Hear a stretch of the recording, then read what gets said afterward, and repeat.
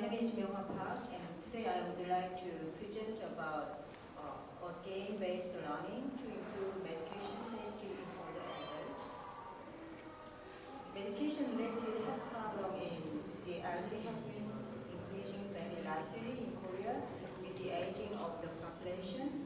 Korean older adults living in communities often experience chronic illness, and they taking many kind of medications, so it's kind of very dangerous for their health sometimes, because this kind of medication can make any kind of adverse event drug interaction.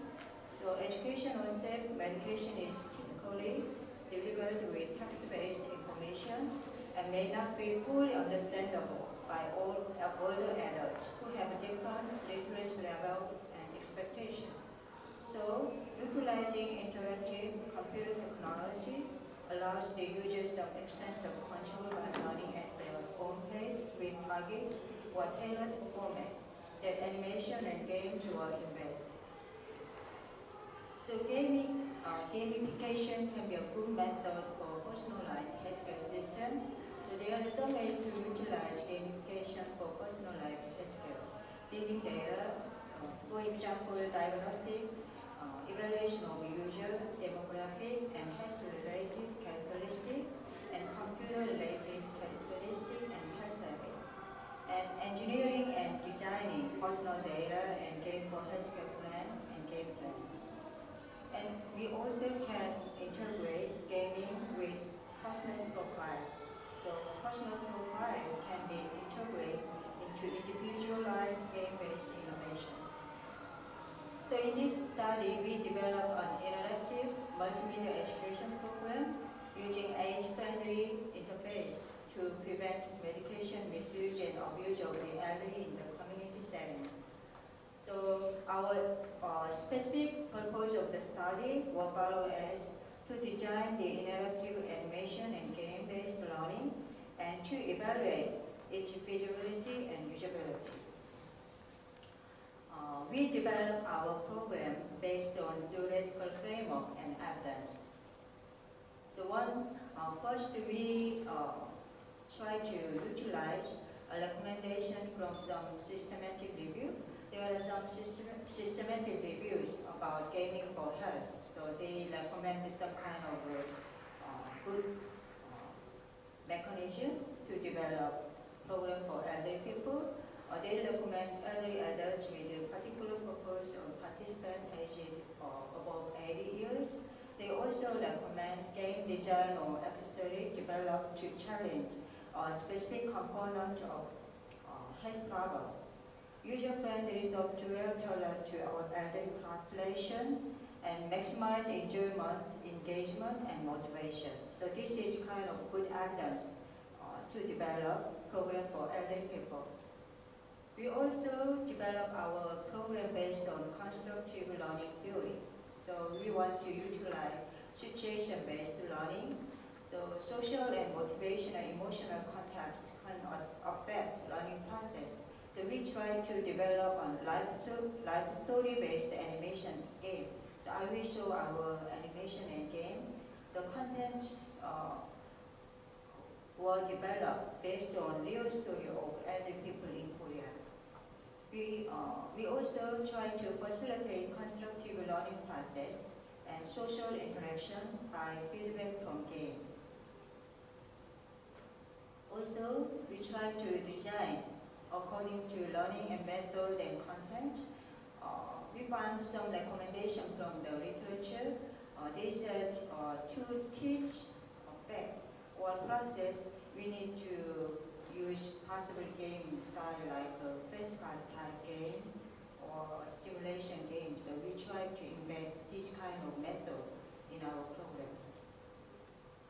So this is our development process, so I don't need to explain each step. So we just go through analysis, design, development, testing, and evaluation.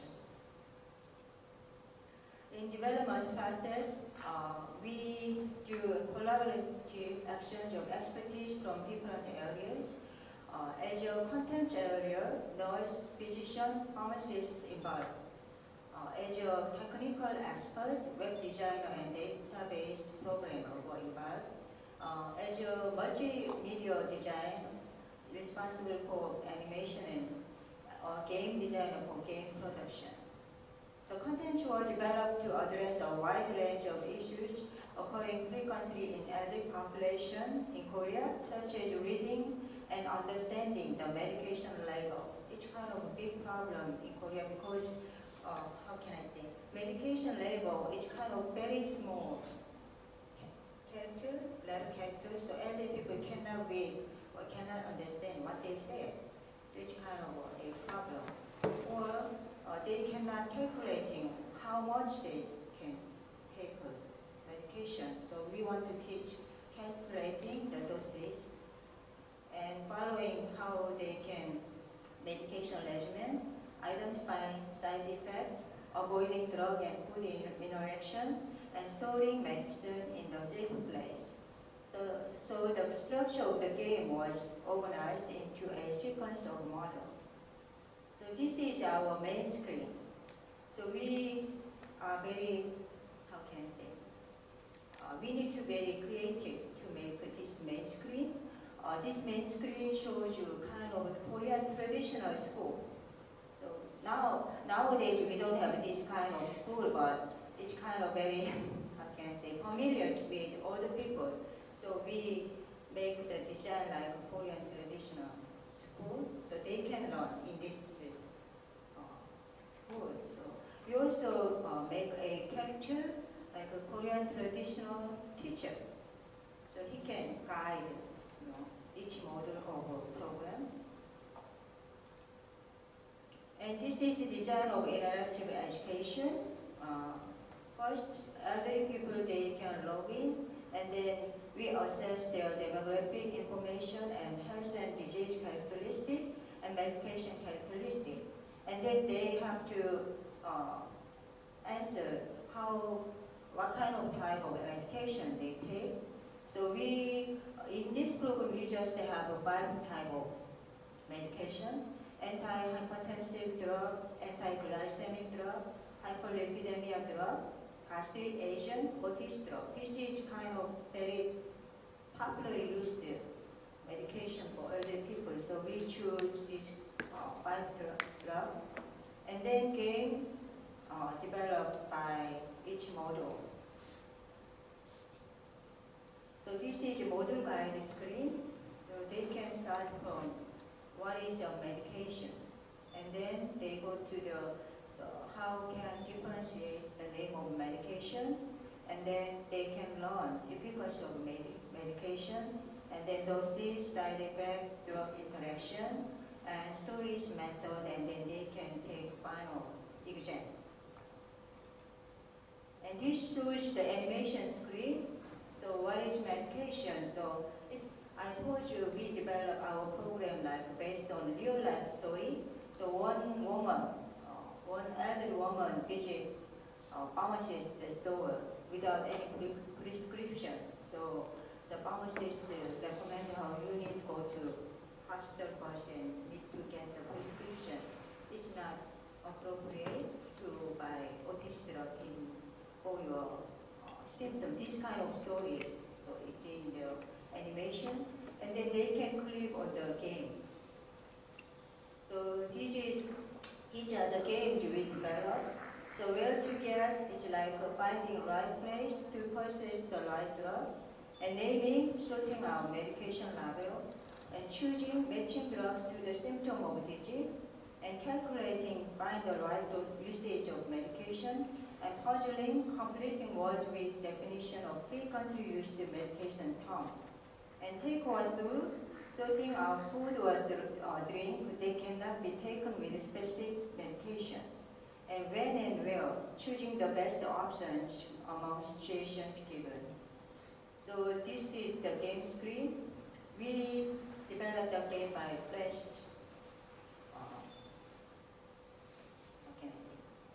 Program, and where to find the right place to purchase the right drug.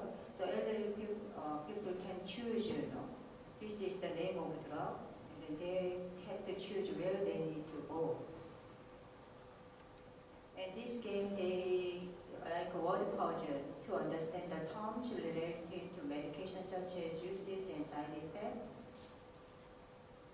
And this game is what can be taken together, sorting out food or drink that cannot be taken with specific medication. So they can choose the food or drink and throw in trash bin or put in their mouth.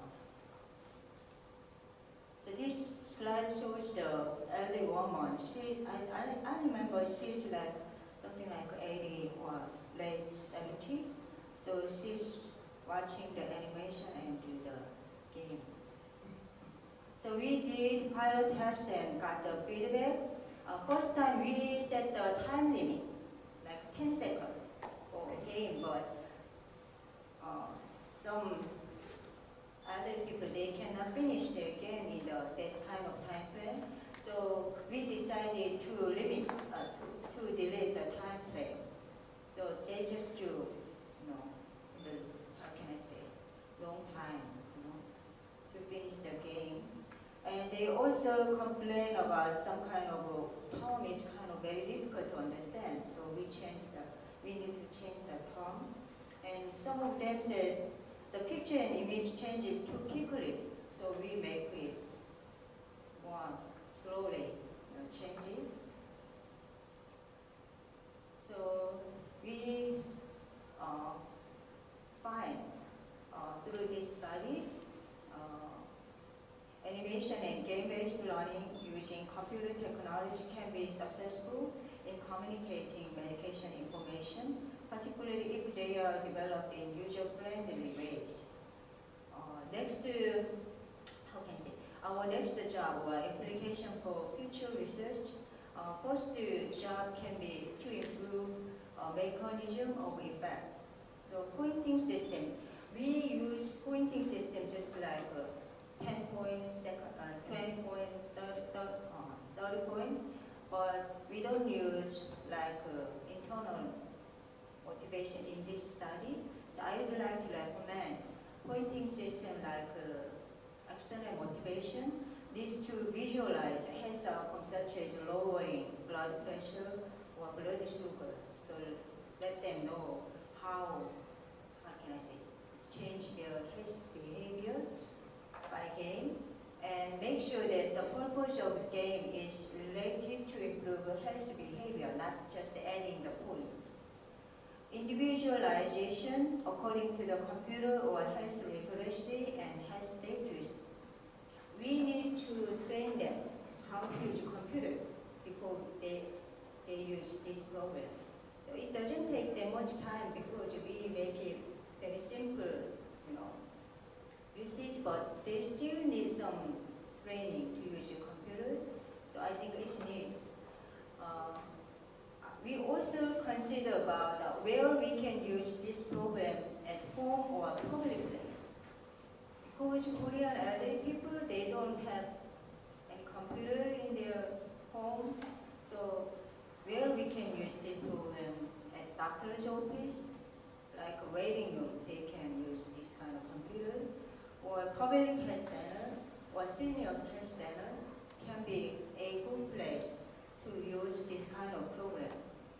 And how we can measure cost effectiveness as healthcare service for this kind of program. They may not want to pay for, cost for this kind of program. So how can we measure its cost effectiveness? And also we need to explore the effect on roles or relationship with healthcare provider. If we develop more and more serious game, we wonder the kind of serious game can be replaced with the doctor's advice or nurses teaching. So we need to think about that, how much we can replace by serious game to doctor or nurses intervention. So this is our lesson from our research. Thank you.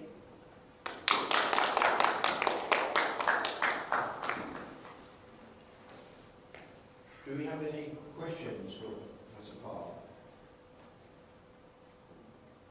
Yes? Thank you very much for the nice presentation.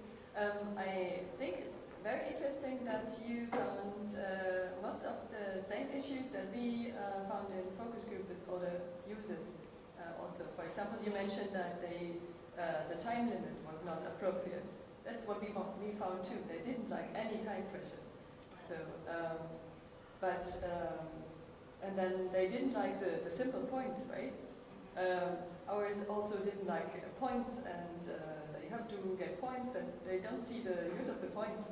So we have to think about different things. Like this is very nice to show you. Like the blood pressure goes down. We have, of course, we have different things, but it's very interesting that in Korea there seems to be very similar things than in Germany for this matter. Yeah, in this slide you can see the face. So whenever they gave a right answer, this color changes. So this kind of pointing system, yeah. So they can see the progress. But still, I think we need to as I told you, blood sugar or blood pressure change it according to they make a correct answer. I think we can. But I like it very much. Thank you. And then we also put the play button and start button and backward button in the game. Because sometimes elderly people they cannot follow the step of the game, so they can make it stop. Oh yeah, because it's too give fast them sometimes. some time to think about that. Yes, that's also an issue of ours, to make it not too fast, because we are all used to having everything so fast. Yeah. Any other questions? Another comment is, are you based on mouse for most of your work? This Windows 8 are coming up all with touch screens, so we can help. Yeah, I didn't show the slide, the picture, but we also developed our program on the touch screen, so they can use touch screen also. Yeah, some other people they have a hard time to use mouse. Yeah, right. Yes, I just wanted to ask whether they like the touchscreen more, or Yeah, touch screen more. yeah, okay. Any other questions? Thank you very much again for your presentation. That concludes this session, and that concludes the formal presentations for the conference. Thank you very much for your attention. Personally, I've enjoyed being involved in this conference, and I wish you all well with your serious games and gamification activities. Thank you.